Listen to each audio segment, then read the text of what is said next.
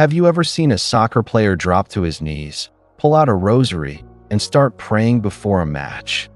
In 2018, during the FIFA World Cup, Colombian soccer star Radamel Falcao was caught on camera doing just that. Millions of fans around the world saw him kissing a small string of beads and whispering prayers with deep emotion. Some applauded his faith, others were confused. Some even mocked him online, asking, "What is that necklace? And why is he clinging to it like it's magic?" And honestly, that's not a rare reaction.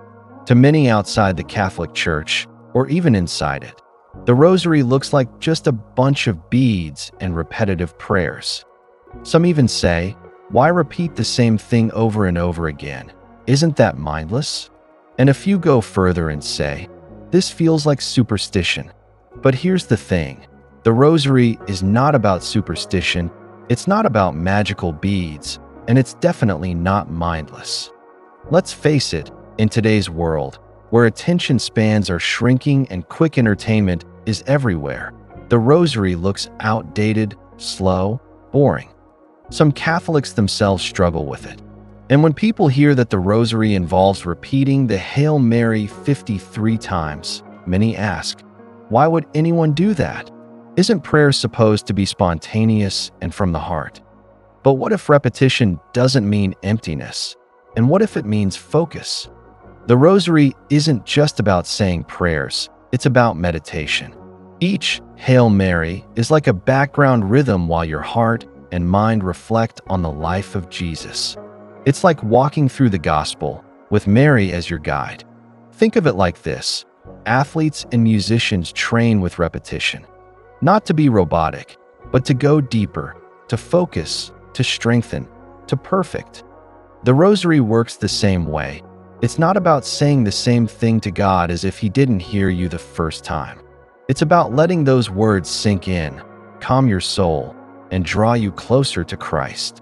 The structure of the rosary walks you through powerful moments in Jesus' life, called mysteries, from His birth to His resurrection. So when someone prays the rosary, they are praying the gospel. Now here's something amazing. The rosary isn't just a personal devotion, it has shaped history. In 1571, during the Battle of Lepanto, Christian forces were vastly outnumbered by the Ottoman navy. Pope Pius V called all of Europe to pray the rosary. Miraculously, against all odds, the Christian fleet won. That's why October 7th is now celebrated as the Feast of Our Lady of the Rosary. Fast forward to World War II. Entire towns like Hiroshima had Catholic communities that were praying the rosary daily and survived the atomic blast with minimal damage while surrounding areas were destroyed. Coincidence? Many believe it was something more.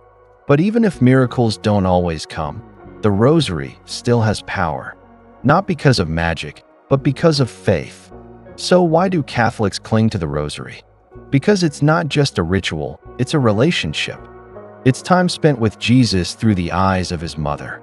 Think of Mary not as someone who replaces Jesus, but as someone who always points us to Him.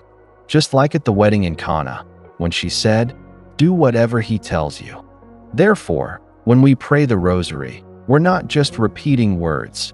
We're entering into a rhythm of love, trust, and contemplation. We're learning to see the world with the heart of Christ. We're building spiritual muscle.